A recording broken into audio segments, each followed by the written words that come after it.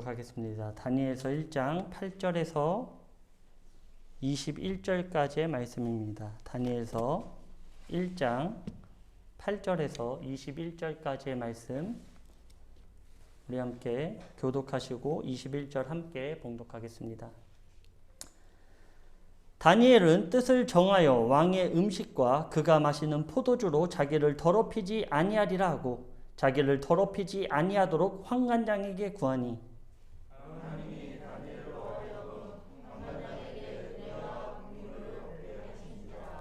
환관장이 다니엘에게 이르되 내가 내 주 왕을 두려워하노라.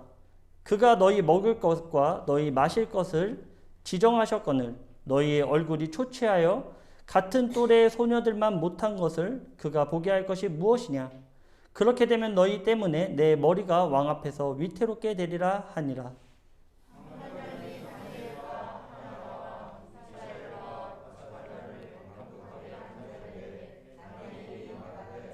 청하오니 당신의 종들을 열흘 동안 시험하여 채식을 주어 먹게 하고 물을 주어 마시게 한 후에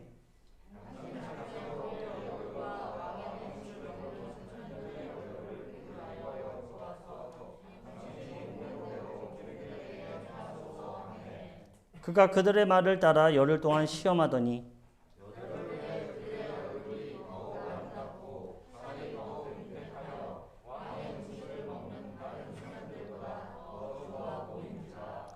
그리하여 감독하는 자가 그들에게 지정된 음식과 마실 포도주를 제하고 채식을 주니라.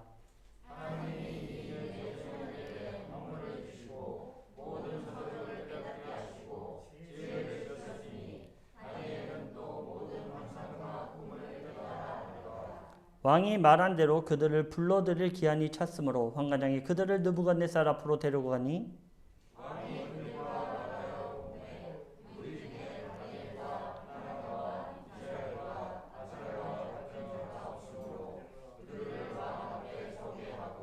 왕이 그들에게 모든 일을 묻는 중에 그 지혜와 총명이 온 나라 박수와 술객보다 10배나 나은 줄을 아니라. 다니엘은 고레스 왕 원년까지 있으니라. 아멘. 네, 다니엘서는 마지막 때에 대한 말씀으로 이루어졌다라고 제가 저번 주에 말씀을 드렸습니다. 그래서 다니엘 때 일어나는 현상들을 오늘날에 비교해 봤을 때 그런 일들이 일어난다라고 하면 우리가 한 번 정도는 생각해 봐야 됩니다. 이제 예수님께서, 주님께서 오실 때가 멀지 않았구나. 그것을 반드시 기억해야 합니다. 다니엘서에서 우리가 너무나 흔하게 알고 있듯이 얘기하는 부분들이 있어요. 뭐죠? 나라에서 법이 정해져요. 그리고 그것을 따르지 않으면 어떻게 되죠? 예, 풀무불에 들어가거나 사자굴에 들어갑니다. 그 척박한 환경 가운데 우리는 무엇을 붙잡을 것인가? 그런 나라들의 여러 가지 법들이 지정되는 하나님의 말씀을 듣지 못하게 되는 상황들이 우리에게 주어지는데 그 상황 가운데 우리는 어떤 삶을 살아야 되는가에 대해서 다니엘을 저희들 모범으로 이 신앙을 점검해 볼 필요가 있습니다. 때가 가까워졌고 저도 이제 그런 쪽으로 많은 일들 활동을 하죠. 유튜브도 통해서 하고 있는데 그러다 보니까 사단들이 제가 이런 목회하는 것을 별로 안 좋아하는 것 같아요. 그래서 어떻게 해서든지 끌어내리려고 마음을 요동하고 힘들게 만드는 경우들을 제가 최근에 많이 보게 됩니다. 위에서 중보해 주시기 바랍니다. 중보해 주시고 계속 하나님의 말씀을 전할 수 있는 자로서 설 수 있도록 중보 부탁드립니다. 자, 오늘은 이제 뜻을 정할 때이다 라는 제목으로 함께 말씀을 나누도록 하겠습니다. 우리가 성경을 단순히 소비하지 않기 위해서는 그 말씀을 하시는 이유와 그 배경을 잘 알고 있어야 돼요. 계속해서 다니엘서를 볼 텐데 다니엘서의 역사적 배경이 언제입니까? 우리 저번 주에도 나누었듯이 바로 성경의 구약 역사로 따지면 후반부에 등장합니다. 후반부예요. 거의 이 예루살렘, 이 이스라엘이 멸망하는 때에 대한 배경을 가지고 있다라는 사실, 우리가 이것을 기억하고 있어야 돼요. 다니엘서가 성경으로 봤을 때 뭐 좀 이렇게 뭐 순서도 좀 후반부에 있긴 한데 보시면서 다니엘서 하면은 이스라엘이 멸망하는 때 그때에 대한 기록을 상세하게 가지고 있구나 라는 것을 우리가 기억해야 될 것입니다. 바로 BC 605년 당시 고대 근동에 이 패권을 가지고 있던 바벨론이라는 나라의 왕인 느부갓네살 왕이 1차로 이 이스라엘을 침공합니다. 침공하고 그 성을 에워싸죠. 세상은 우리를 이렇게 에워쌉니다. 우리의 마음을 에워싸고요. 우리의 환경을 에워싸고요. 우리를 유혹거리로 에워쌉니다. 그 유혹거리, 그 시험 가운데 나의 마음을 얼마나 지킬 수 있는가에 대한 내용이 오늘 본문의 핵심적인 내용이에요. 이 여호야김 때에는 성전의 물건들을 일부 빼앗기는 내용들. 그러나 다니엘은 일부 그 단 1초의 시간도 뺏기지 않으려는 노력, 이런 사투, 이렇게 보시면 좋을 것 같습니다.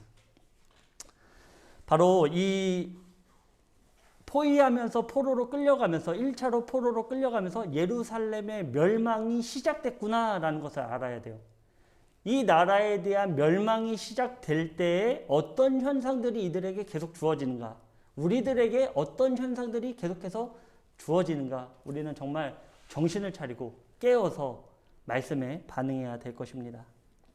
느부갓네살이 1차로 예루살렘을 포위하고 나서 바벨론으로 돌아갈 때 1차로 포로를 끌고 갑니다. 이때 포함된 사람이 누구라고요? 1차로 끌고 갑니다. 누구죠? 다니엘과 세 친구, 그리고 유다의 귀족이나 왕족들 중 일부의 사람들을 같이 데리고 갑니다. 이 4명만 끌고 간 게 아니에요. 여호야김도 끌려갑니다. 뭐 다시 풀려서 돌아오지만 어쨌든 이때 이 4명만 끌려간 게 아니라 다른 왕족들, 귀족들도 같이 끌려갔다라는 거예요. 근데 바로 이러한 현상이 이스라엘의 모습을 아주 잘 나타내고 있어요. 지금 이스라엘의 상태가 어떠한지, 이들 제가 나눴지만 예배도 열심히 드렸습니다. 예물도요, 아주 해외에서 귀한 것 가져다가 하나님께 예물 드렸어요. 그런데 하나님께서는 뭐라고 말씀하시죠? 냄새 맡기도 싫다라는 거예요.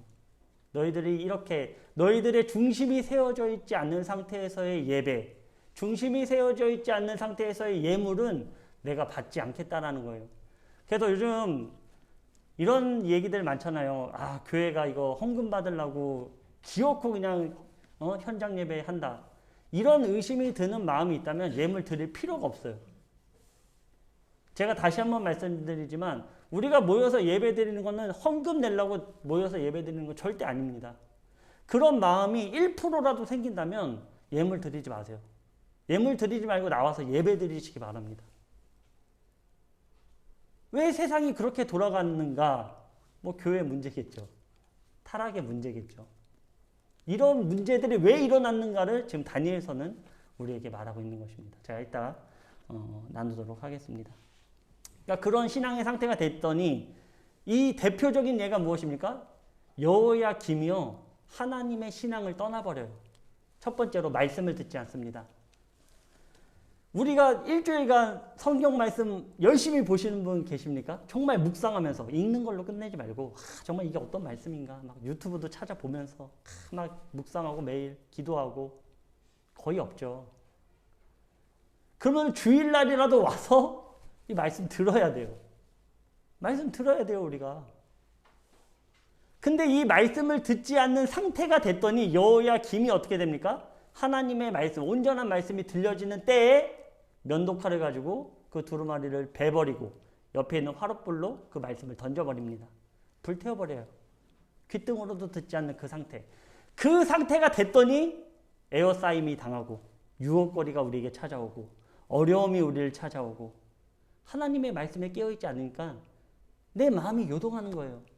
그래서 요즘에 이제 제 마음이 요동하는 게 이게 자던 냄비 한답시고 빨빨거리면서 돌아다니다가 말씀과 기도를 놓친 것이 아닌가. 이런 제 스스로의 어떤 마음의 어려움이 있습니다. 그래도 깨달았으니까 다행이죠. 예, 우리 군우님들도 깨달으시길 바랍니다. 하나님의 말씀이 우리 가운데 내재해 있지 않고 신앙으로서 기도와 찬양으로 성결해 있지 않는다면, 거룩해 있지 않는다면 우리는 시험거리에 노출될 수밖에 없습니다. 그 시험거리를 이겨내시길 바랍니다. 아멘. 네, 바로 그러한 모습들, 이러한 신앙을 잃어가는 모습을 다니엘서 1장 2절은 이렇게 표현하고 있습니다. 함께 보도록 하겠습니다. 뭐라고 기록하고 있습니까? 1장 2절. 주께서 유다 왕 여호야김과 하나님의 전 그릇 얼마를 그 손에 넘기심에, 그러니까 얼마를 넘겼다라는 거예요. 그러니까 유혹거리에 노출되면 이 정도? 뭐 다 가져가는 것도 아닌데 요 정도는 그냥 갖고 가게 해주지. 요런 마음의 상태가 되고 만다는 것입니다. 바로 여호야김의 상태를 이렇게 하는 거예요. 이 정도는 좀 내어줘도 되지 뭐. 이 정도 내어줬다고 큰일 나겠어? 이런 상태가 되고 만다라는 것입니다. 그릇 얼마가 넘어간 것 같이 어느 순간 우리의 믿음도 이와 같이 넘어갈 것입니다. 우리가 이것을 기억하시고 피 흘리기까지 싸우시기 바랍니다. 담대하게 나아가시기 바랍니다.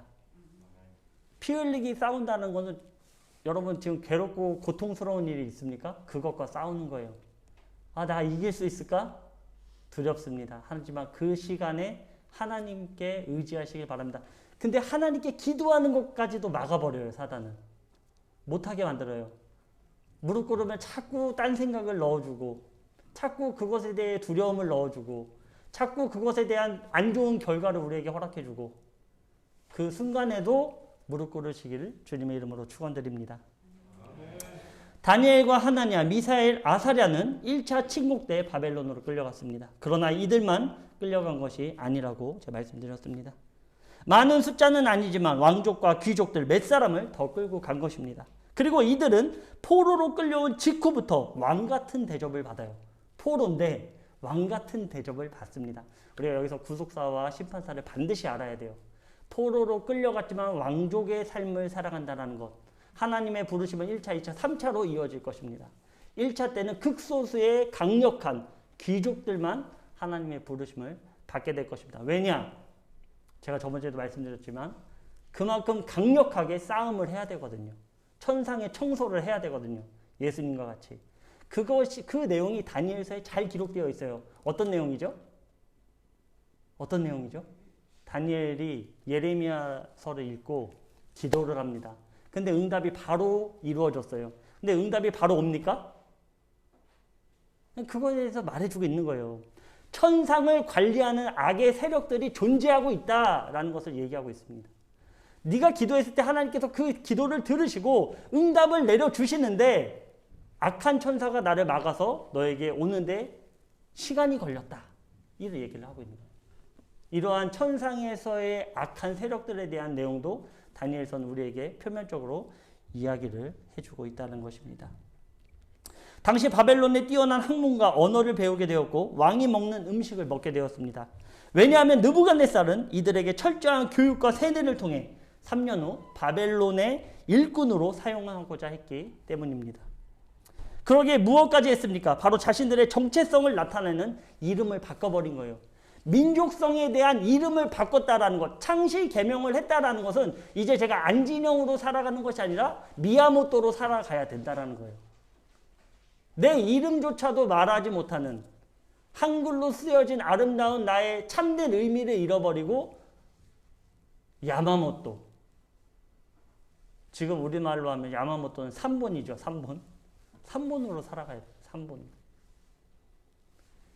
이들이 하는 일이 이랬다라는 거예요. 이들의 신앙의 정체성, 우리가 기독교인으로서의 살아가는 크리스천으로서의 정체성을 잃어버리게 하기 위해서 우리가 마땅히 살아가야 될 그 방향마저도 잃어버리게 만들었다라는 것이죠. 자꾸 그 방향을 옆으로 틀게 만들어버린다는 거예요. 하나님을 바라보고 살아가야 되는데 우리의 모든 정신적, 눈에 보이는 것, 우리의 사상, 그 모든 것들을 세상에 맞추게 살아가고 말하다라는 것입니다. 그러면서 이름을 바꿉니다. 뭐라고 바꿉니까? 다니엘의 뜻은 하나님은 나의 심판자시다라는 뜻이에요. 근데 이 이름을 벨드사살, 벨이여 그 생명을 보존하소서. 벨 신에게 자기의 생명을 위탁하는 나의 심판자는 하나님이 아닌 너의 심판자는 하나님이 아닌 벨이다. 벨이 너의 생명을 지켜주는 것이다. 이렇게 이름을 바꿔버렸다는 것이죠.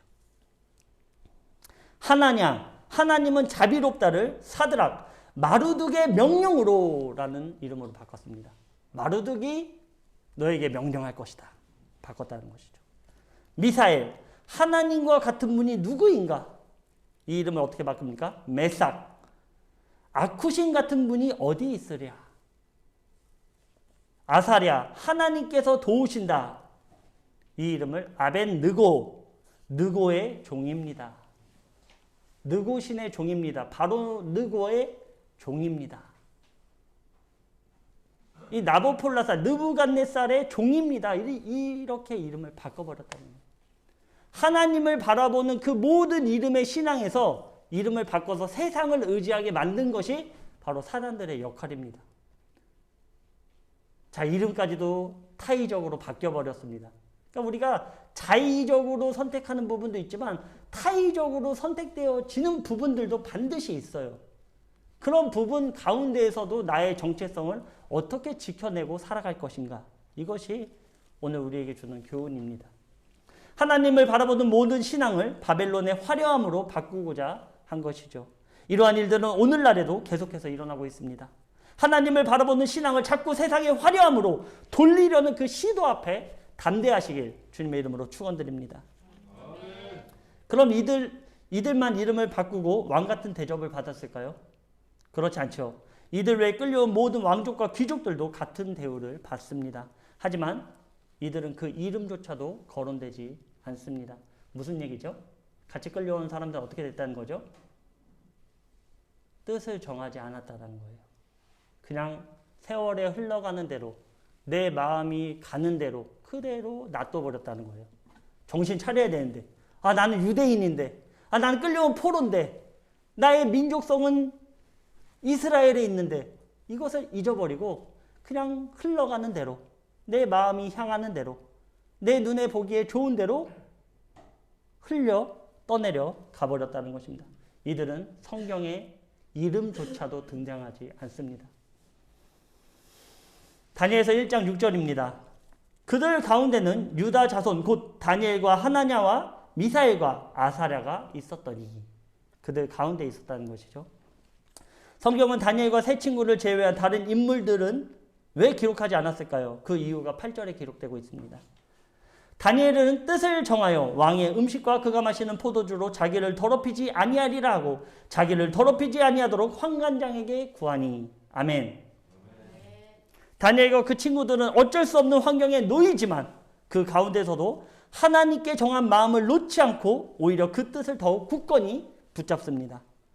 이들은 비록 하나님은 나의 심판자시다 해서 배리어 그 생명을 보존하셔서 이것으로 바뀌었지만 자신의 진정한 심판자는 하나님이시다라는 고백을 가지고 있었다는 거예요. 사람들이 여러분을 보지 않을 수 있습니다. 저를 보지 않을 수 있습니다. 그러나 하나님이 보고 있다는 사실을 잊지 마시기 바랍니다. 언젠간 다 밝혀지게 돼 있어요. 언젠간 하나님 앞에 다 드러나게 돼 있다는 사실, 그 심판자가 하나님이라는 사실 잊지 마시기 바랍니다. 마지막 때 세상은 우리를 기독교인의 정체성을 흐리고 세상의 화려한 것으로 눈을 돌리게 할 것입니다. 그것은 강제적으로 또는 자연스럽게 이루어질 것입니다. 이러한 세상 가운데 우리는 어떤 뜻을 정하겠습니까? 어떤 뜻을 정하실 것입니까? 포로로 끌려오고 우겨싸이고 하는 그때에도 하나님을 바라보는 온전한 시선을 놓지 마시길 주님의 이름으로 축원드립니다. 오늘 본문은 뜻을 정한 다니엘과 친구들의 이야기로 시작한다고 했죠. 이들은 왕의 음식과 최상의 포도주를 맛볼 수 있는 위치에 있었지만 이를 거부합니다.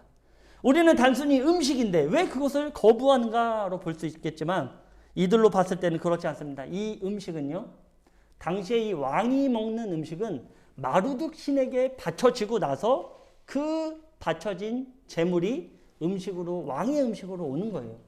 그러니까 가장 귀한 음식을 신에게, 자신들이 믿는 신에게 드리고 그 왕이 그것을 먹었다는 것이죠. 즉 그 음식을 먹는 것은 우상에게 제물을 드린 것에 함께 참여하고 있다라는 의미를 부여하고 있는 것입니다. 다니엘은 여기까지도 영적으로 민감하게 반응한 것입니다. 다니엘과 세 친구를 제외한 다른 유다 자손은 이것을 보며 아무렇지 않게 생각하고 또 먹었습니다. 하지만 이들은 달랐습니다. 어떠한 불이익이 올지라도 하나님을 바라보는 신앙을 굳게 붙잡은 것입니다. 그래서 이들은 자신들을 관리하는 환관장에게 이를 청하죠. 말씀에서는 그냥 단순히 환관장에게 청하여 대화하듯 보이지만 이것은 놀라운 일이에요. 우리는 요셉을 통해 떡 맡은 관원장, 술 맡은 관원장에 대해서 알 것입니다. 이들의 위치는 어마무지해요. 아무리 왕족이고 귀족이었다 하더라도 지금 바벨론에서의 신분은 무엇입니까? 다니엘의 신분이 무엇입니까? 지금 바벨론에서? 포로예요, 포로. 그런 포로의 이야기를 들어줄 리 만무하죠.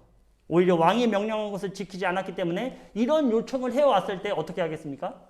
보고를 해서 그 자리에서 죽일 수 있는 권세가 있는 사람입니다. 하지만 이렇게 하나님께 뜻을 정한 자들은 하나님께서 반드시 도우신다는 사실이에요. 9절입니다. 하나님이 다니엘로 하여금 환관장에게 은혜와 긍휼을 얻게 하신지라. 아멘. 여기서 은혜는 헤세드고 긍휼은 라합입니다. 라합은 자궁을 나타내는데요. 환관장은 자신도 모르게 이 청년들을 깊숙이 동정하게 된 것입니다. 마치 어머니의 마음으로. 이것을 누가 하신 것입니까? 하나님 하신 거예요. 믿으십니까? 사단은요, 이런 마음을 못 먹게 해요. 악한 생각을 먹게 해요. 근데 하나님이 우리에게 주시는 생각은 무엇입니까? 순종하는 마음, 다른 사람을 돌아보는 마음, 동정의 마음을 하나님께서 얻게 하신다는 거예요. 내 마음에 옳지 않은 생각이 있으면 하나님의 헤세드의 은혜, 라합의 긍휼을 받으시길 주님의 이름으로 축원드립니다. 아무리 이단의 세력들과 세상의 권세가 우리를 무너뜨리려 해도 하나님은 오히려 은혜와 긍휼을 얻게 하는 것입니다. 이것을 잊지 마시고 순간순간 임마누엘의 하나님을 의지하시길 주님의 이름으로 축원드립니다. 최근에 저도 이렇게 방해하겠구나 하는 순간을 맞이하게 되었습니다. 사탄은 마지막 때 자신들의 계획을 말하는 자를 가만히 두지 않을 것입니다. 우리도 마찬가지입니다. 듣는 우리 군우님들도 사탄들은 가만히 놔두지 않을 거예요. 그러나 깨어 있으시기 바랍니다. 저도 깨어 있겠습니다. 우리 군우님들도 신앙으로 타협하지 않길 주님의 이름으로 축원드립니다. 자, 이럴 때 온전히 의지해야 할 분은 오직 하나님 한 분뿐임을 우리는 기억해야 할 것입니다. 하나님은 뜻을 정한 다니엘과 친구들에게 적에게도 은혜를 있게 하셨습니다. 그 요청을 묵살하고 보고하여 처형할 수도 있었지만 그렇게 하지 않았습니다. 그리고 10절에 말합니다. 환관장이 다니엘에게 이르되 내가 내 주 왕을 두려워하노라. 그가 너희 먹을 것과 너희 마실 것을 지정하셨거늘 너희 얼굴이 초췌하여 같은 또래의 소녀들만 못한 것을 그가 보게 할 것이 무엇이냐. 그렇게 되면 너희 때문에 내 머리가 왕 앞에서 위태롭게 되리라 하니라. 자, 환관장은 지금 누구 두려워하고 있죠? 누구 두려워하고 있습니까? 환관장은 하나님을 바라보는 시선이 없어요. 하나님한테 은혜를 받았지만 그것으로 끝입니다. 하나님을 바라보는 온전한 시선이 없어요. 이것이 마치 오늘날의 기독교인이 아닌가 싶습니다. 하나님께 은혜를 잊고 살아가지만 진정으로 하나님의 뜻을 바라보고 그 가운데 화합하며 하나님께 순종하는 모습을 잃어버린 환관장의 모습. 이 환관장은 단순히 세상의 왕이 두려울 뿐입니다. 하나님은 두려운 존재가 아니에요. 왜? 우리 눈에 보이지 않으니까. 그가 나를 심판하신다고? 그 기준이 없는 거예요. 히브리서에 말씀하는 하나님이 살아계신 것과 상을 주신다는 것은 또 무엇을 나타냅니까? 심판하신다는 거예요. 상을 받지 못한 영혼들 심판하신다는 것입니다. 그것에 대한 믿음이 없기 때문입니다. 환관장은 이러한 진수성찬을 마다하는 이들을 이해할 수가 없죠. 도대체 왜 안 먹는가? 이해할 수가 없죠. 그러나 분명한 것은 자신들이 이 일로 말미암아 피해를 볼 수 있음을 하소연하고 있는 것입니다. 여기서 머리가 왕 앞에서 위태롭게 된다는 것은 죽음을 나타내죠. 그러니 이 일이 얼마나 큰 일입니까? 즉 하소연하는 것이 아닌 호통을 쳐야 하는 상황이라는 것이죠. 정신 차리고 빨리 먹어 라고 할 수 있는 위치입니다. 그런데 누가 이렇게 만드신 것입니까? 바로 하나님, 여호와 하나님께서 환관장의 마음을 이렇게 바꾸신 것이죠. 환관장은 이들을 맡아 관리하며 더욱 바벨론화시키는 것이 목적입니다. 그러기에 특별 관리 대상인 것입니다. 이들의 모습이 일반 포로와 같다면 그것에 대한 문책을 받게 되어 있습니다. 다니엘은 이러한 사실 또한 잘 알고 있었습니다. 그래서 환관장 밑에 자신들을 관리하는 감독자에게 말합니다. 환관장에게 보이는 시점이 있으니 자신들을 열흘만 시험하여 제로와, 여기서 채소라고 번역된 이 원래 그 아랍어는요 제로와입니다. 무슨 뜻이냐면 씨 맺는 열매. 뭐 과일이 될 수도 있고 씨를 맺는 거니까 뭐 곡식이 될 수도 있고. 그러니까 육식과 포도주를 제외한 건 이들이 먹을 수 있었다라는 거예요. 그래서 제로와 즉 씨 가진 음식만 먹게 할 것을 요청하죠. 우리가 포도주도 마시지 않겠다. 물 마시겠다. 그리고 열흘 후 자신들의 모습이 왕의 음식을 먹는 자들과 비교해 초췌하면 당신들 마음대로 할 것을 말합니다. 여기서 마음대로는 어떤 의미일까요? 마음대로 하십시오. 10일 후에 우리 초췌하면 마음대로 하십시오. 이것이 타협하는 모습일까요? 초췌하면 우리 그때는 왕의 음식 먹겠습니다. 이 얘기일까요? 아니에요. 죽겠습니다. 아니에요. 우리 목숨을 내어놓겠습니다. 우리는 그 음식 먹지 않을 거니까. 목숨을 거는 거예요. 우리가 생각했을 때, 황관장이 생각했을 때, 세상이 생각했을 때는 그거 뭐 꼭 그렇게까지 해야 돼? 그냥 먹으면 안 돼? 꼭 그렇게까지 목숨을 걸어야 될 문제인가? 세상이 이렇게 우리에게 반문하게 되는 것입니다.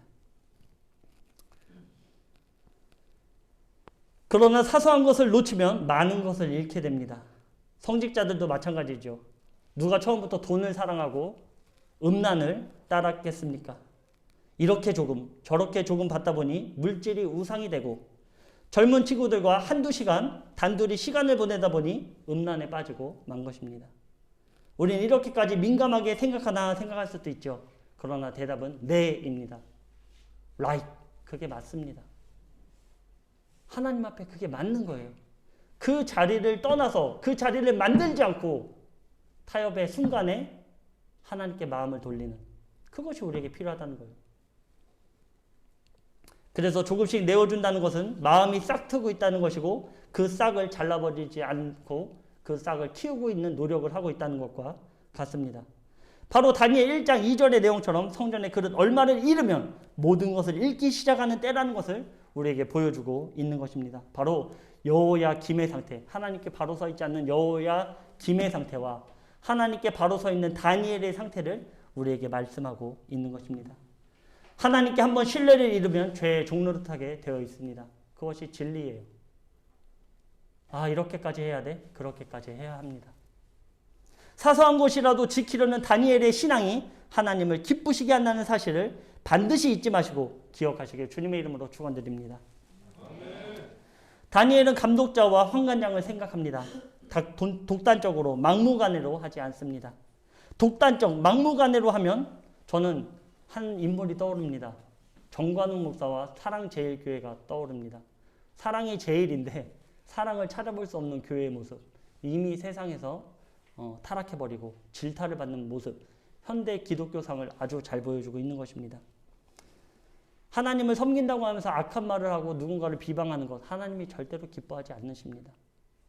그런 사람이 그러할지라도 우리 교회를 핍박하고 욕할지라도 그들의 영혼을 바라보며 기도하는 모습, 그것이 하나님이 우리에게 원하시는 모습이라는 것이죠.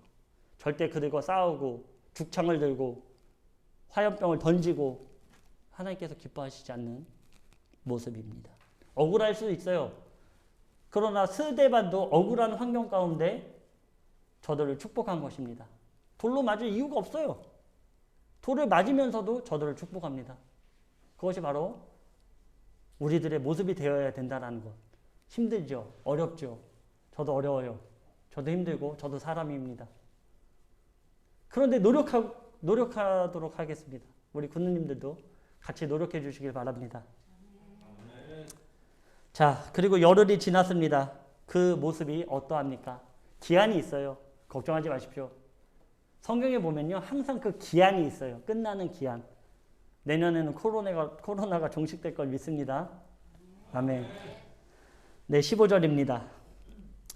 열흘 후에 그들의 얼굴이 더욱 아름답고 살이 더욱 윤택하여 왕의 음식을 먹는 다른 소년들보다 더 좋아 보인지라. 아멘.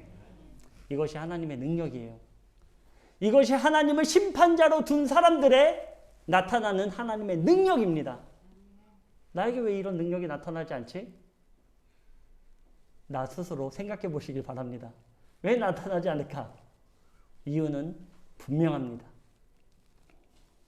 우리가 혼자 가서 외식을 할지라도 더욱 복되게 하시는 이유는 우리가 뜻을 정했기 때문입니다. 아멘. 이렇게 뜻을 정한 다니엘과 세 친구에게 하나님은 어떤 복을 주실까요? 바로 현재 상태에서 다니엘에게 가장 필요한 것, 그리고 민족을 위해 가장 필요한 것을 주십니다. 17절입니다. 하나님이 이 네 소년에게 학문을 주시고 모든 서적을 깨닫게 하시고 지혜를 주셨으니 다니엘은 또 모든 환상과 꿈을 깨달아 알더라. 아멘. 하나님께서 네 소년에게 놀라운 지혜를 주신 것입니다. 지금으로 따지면 책을 이렇게 3초만 쫙 이렇게 했는데 이게 다 내 머릿속에 들어온 거예요. 아, 진짜예요. 그런 지혜를 지금 나타내고 있어요. 사진으로 찍듯이 그걸 팍팍팍 찍어서 요 순간에도 다 찍어서 내 머릿속에 남게 하는 하나님의 은혜를 다니엘에게 허락해 줬다는 거예요. 또 모든 수학 문제가 머릿속에서 자연스럽게 풀어지며 모든 환상과 자신과 타인의 꿈도 알게 하신 하나님의 능력이 다니엘에게 나타났다는 것입니다. 그런데 착각하지 마십시오. 이런 능력을 왜 주셨습니까? 왜 줬을까요? 단순히 그냥 뜻을 정해서 줬을까요? 남들보다 더 뛰어나게 보이게 하려고? 아, 제가 하나님 믿었으니까 이런 지혜를 받았습니다. 여러분도 하나님 열심히 믿으십시오. 간증하게 하려고? 아닙니다. 바로 이 능력이 하나님에게서 필요했기 때문에 다니엘에게 준 거예요. 그리고 다니엘이 그 능력을 받아서도 겸손할 걸 알고 하나님을 떠나 살지 않을 것을 알으셨기 때문에 이 능력을 주신 것입니다. 그래서 이런 능력을 구하는 것은 우리 입장에서는 어리석은 부분이에요. 하나님, 저도 다니엘 같은 지혜와 지식을 주십시오. 감당하지 못합니다. 다니엘이 이걸 강구했을까요? 다니엘은 단지 뜻을 정했을 뿐이에요. 하나님 앞에 겸손하게 나갔을 뿐입니다. 하나님께서 주신 것이죠. 이런 강한 능력으로 하나님의 카이로스의 역사를 예비시킨 것입니다. 하나님의 시간, 하나님의 역사를 이루시기 위해서 다니엘에게 이 은혜를 줬다라는 거예요. 이들은 높은 위치에 있었기에 앞으로 포로로 끌려오는 이스라엘 민족들을 지킬 수 있었고, 또한 이스라엘 민족들이 3차에 걸쳐 귀환할 수 있는 그 토대를 마련한 것입니다. 아니, 포로로 끌려왔는데 자기 동족인 사람이 그 나라의 2인자예요. 얼마나 힘이 되겠습니까? 포로로 끌려온 이 이스라엘 백성들이 다니엘을 보면서, 그 세 친구들을 보면서 얼마나 힘을 얻었을까요? 그래, 우리에게 그래도 희망이 있어. 그래, 하나님은 아직 우리를 놓지 않으셨어. 바로 이런 모습을 주시기 위해 하나님은 다니엘과 그 세 친구에게 이 놀라운 은혜를 주셨다는 것입니다. 자, 이제 3년의 기한이 찼습니다. 자, 3년 동안 씨 맺는 채소나 과일, 곡식을 먹고 자랐습니다. 그리고 그 열흘간의 실험에서 당연히 패스를 했죠. 다른 사람들보다 더욱 아름다운 모습으로 그 능력을 하나님께서 허락해 주셨고, 지혜와 지식으로 충만하게 하나님께서 해주셨습니다. 그리고 3년간의 모든 교육을 마치셨죠. 당시 이제 다니엘에 끌려온 나이가 15세니까 이제 18세 성인이 돼서 느부갓네살 앞에 서게 된 것입니다. 그리고 그 네 소년이 이제 느부갓네살 앞에 서게 되는데, 이들은 단연 으뜸입니다. 이들이 다니엘이 수석, 그 친구들이 차석, 이렇게 앞에 서게 됩니다. 그래서 그 모인 모든 사람 중에 가장 윤택하고 가장 지혜가 총명한 이 네 명을 느부갓네살 앞으로 뽑았고, 느부갓네살은 아주 어려운 질문을 이들을 시험합니다. 근데 이들의 대답이요, 놀라운 거예요. 이 땅에서 들을 수 있는 지혜의 말이 아닌 것입니다. 느부갓네살이 너무 놀라고 말하죠. 그리고 이후에 다니엘과 그 세 친구를 어떻게 합니까? 아주 고위 관직에 놓는 그 결과를 맞이하게 된다는 것입니다. 네, 19절에서 20절입니다. 왕이 그들과 말하여 보매 무리 중에 다니엘과 하나냐와 미사엘과 아사랴와 같은 자가 없으므로 그들을 왕 앞에 서게 하고, 왕이 그들에게 모든 일을 묻는 중에 그 지혜와 총명이 온 나라 박수와 술객보다 10배나 나은 줄을 아니라. 아멘. 지금으로 따지면요, 서울대생, 카이스트생, 하버드생보다 몇 배? 몇 배요? 10배. 곱하기 2도 아니고 곱하기 10입니다. 이런 지혜를 하나님께서 허락해 주신 것입니다. 우리가 아인슈타인도 아시죠? 아인슈타인도요. 그냥 하버드 뭐 이렇게 나왔다. 요게 중요한 게 아니라 그 사람들보다 뛰어난 머리 가운데 물론 핵폭탄이라는 수소폭탄이라는 것을 제조했지만 이것이 하나님의 역사 가운데는 마지막 때 쓰이게 돼 있어요. 무시무시한 심판 가운데 쓰이게 돼 있습니다. 성경은 마지막 때의 전쟁을 핵전쟁으로 나타내고 있어요. 왜냐하면 한날 한시에 4억이 죽으려면 핵무기 말고는 뭐 더 있겠습니까? 근데 그 상황 가운데 이렇게 아인슈타인처럼 이런 사람들을 10배나 똑똑하게 해서 하나님이 필요한 것을 만들게 해주는 거예요. 뭐 의료도 마찬가지죠. 암 같은 거. 아픈 것이 있으면 우리는 막 하나님께 나와서 주여 제가 뭐 먹지도 않고 약도 안 먹고 의사도 안 찾아가고 주님 붙잡고 낫겠습니다. 이때 하나님께서 뭐라고 응답하신다고요? 내가 아무개 의사에게 너를 치료할 수 있는 법을 알려줬느니라 응답해 주시는 것입니다. 하나님께서는 하나님의 지혜를 통해 이 세상의 일들을 해결하게끔 만들어 주셨어요. 우리가 착각하는 것이요. 성경 어디를 봐도 하나님께서 직접적으로 하신 것은 그렇게 많지 않아요. 다 사람을 통해 일하십니다. 모세도 마찬가지예요. 굳이 모세 필요할까요? 굳이 기도 들으실 필요 있을까요? 위험한 거 알고 계신데? 그러면 그냥 명령하면 됩니다. 얘들아, 내가 너희들 홍해를 갈릴 테니 건너가거라 하면 돼요. 근데 하나님 그렇게 하지 않으세요. 사람을 통해 일하십니다. 모세에게 모세야 네가 들고 있는 것이 무엇이냐? 내가 너에게 지팡이 주지 않았냐? 지팡이를 홍해를 바다를 바라보며 높이 들어라. 사람을 통해 일하신다는 사실 그것을 기억하시기 바랍니다. 바로 하나님의 역사를 우리들을 통해서 이루어 가고 있는 거예요. 바로 저와 우리 군우님들 통해서 하나님의 역사를 이루어 가고 있다는 것 그것을 기억하시기 바랍니다. 자, 지금의 시대는 조서가 내려지는 시대입니다. 즉 법령이 정해지고 또 실행하여 결과적으로 하나님과 멀어지게 만드는 일들이 일어나고 있습니다. 이러한 일들이 가속화되면 우리가 기억해야 할 것은 머리를 들고 기름을 준비해야 된다는 거예요. 하나님 앞에 머리를 드십시오. 10처녀 중 5처녀와 같이 기름을 준비하십시오. 기름을 짜내는 데는 9일의 시간이 걸립니다. 우리에게 시간이 필요해요. 하나님 앞에 겸비하여 바로 서야 될 시간이 우리에게 필요합니다. 세상의 지식을 쌓는다고요? 나의 몸의 건강을 이룬다고요? 그 시간은 한두 시간, 3시간, 4시간 활용해도 하나님 앞에 나와 단 1분도 무릎 꿇지 않는 지금의 상태. 이것이 바로 하나님께서 우리를 바라보는 상태입니다. 맛있는 거 먹고 즐긴다고요?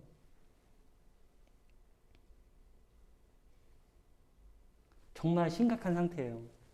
제가 이렇게 웃으면서 말씀드리지만 지금의 이 세대는요. 성경에서 말하고 있는 마지막 때를 향해 달려가고 있어요. 이런 말조차도 하지 못하는 세상으로 우리를 이끌어가고 있습니다. 교회라는 것을 타겟으로 잡아서 하나님의 말씀을 듣지 못하게 하는 비대면 예배 드리면 되죠. 인터넷으로 드리면 되죠. 물론 안 드리는 것보다는 나을 수 있어요. 안 드리는 것보다 나을 수 있어요. 근데 그 마음이 어디 있냐 이게 중요한 거예요. 다니엘처럼 그 마음이 어디 있는가가 중요한 거예요. 뭐 음식 한번 먹고 말지 뭐. 그 마음이 어디 있는가. 하나님은 중심을 보시는 하나님입니다. 우리의 육신이 어디에 있던 그 중심을 보시는 분은 하나님이라는 사실 그것을 기억하시기 바랍니다. 이때 가장 중요한 것은 내가 주님 앞에 성결하기로 뜻을 정하는 것입니다. 여러분 뜻을 정하십시오. 하나님 앞에 뭉텅져서 내 자신을 믿지 말고 나는 뭐 넉넉히 이겨낼 수 있어. 이런 자만에 빠지지 마시고 세밀하게 하나님 앞에 뜻을 정하십시오. 하나님 제가 이거는 여기까지만 하겠습니다. 하나님 제가 이렇게 하려면 여기까지만 제가 하겠습니다. 그 뜻을 정해놓지 않으면요. 경계를 잊어버리고 말아요. 내가 잘못하고 있어도 잘못하고 있는지 몰라요. 그게 문제예요. 그리고 다른 사람이 얘기해주면 네가 뭔데 나한테 그래. 너나 잘해. 이게 강박한 사람들, 하나님의 음성을 듣지 않는 사람들의 특징입니다. 그러나 하나님의 음성에 깨어서 민감하게 반응하는 사람들은 나의 잘못을 깨닫게 됩니다. 그리고 하나님 앞에 그 문제를 가지고 나와서 몸부림치며 하나님께 애원합니다. 내가 세상에서 즐거움, TV 몇 시간 보는 것, 그것보다 하나님 앞에 나와 무릎 꿇는 시간을 더욱 귀하게 여기게 된다는 것입니다. 마지막 때는요, 점점 그런 일들이 희박해질 거예요. 하나님께 나가게 만드는 모든 것들이 희박해질 것입니다. 세상에 즐거운 곳이 얼마나 많습니까? 넷플릭스, 디즈니 플러스, 뭐 웨이브, 티빙, 뭐 게임도 여러 가지가 있고 얼마나 재밌는 게 많습니까? 그것들에 대해서도 뜻을 정하시기 바랍니다. 하나님, 제가 1시간만 보겠습니다. 1시간 봤으면 1시간 기도하겠습니다. 왜냐하면 영적으로 우리는 다 영향을 받고 있어요. 미디어에 대한 영향. 미디어에서 불륜을 조장하면 그 나라는 100% 불륜이 성장합니다. 동성애가 미디어 가운데 보여지면요, 그 나라는 동성애가 100% 성장합니다. 우리나라에 예전에요, 미국에서 교사와 어린 학생이 관계를 맺었다라는 뉴스가 나왔어요. 그때 경악을 했습니다. 어떻게 저런 일이 있을 수 있을까? 여교사와 학생이. 근데 우리나라에 버젓이 그런 일들이 일어나고 있어요. 그러니까 우리가 보는 것들, 자극적으로 보여지게 만드는 그 모든 내용들이 우리 영에 영향을 받게 된다는 거예요. 재밌으면 됐죠. 다니엘과 세 친구를 제외한 다른 끌려온 사람들의 고백과 같습니다. 뭐 요 정도는 봐도 되는 거 아닙니까? 봐도 됩니다. 정말 보고 싶으면 보십시오. 근데 1시간 봤으면 1시간 기도하시기 바랍니다. 1시간 봤으면 말씀 1시간 들으시기 바랍니다. 우리 유튜브 있잖아요. 제 샤쇼네. 제 말씀이 많이 부족합니까? 그러면 다른 교회 목사님들 설교 들으시면서 내 영혼의 정화를 좀 가져가시기 바랍니다. 내 자신을 돌아보며 이런 것들이 나에게 하나님께서 주시는 마음이구나. 내어주지 마시고 깨어 있으시기를 주님의 이름으로 축원드립니다. 기도드리겠습니다.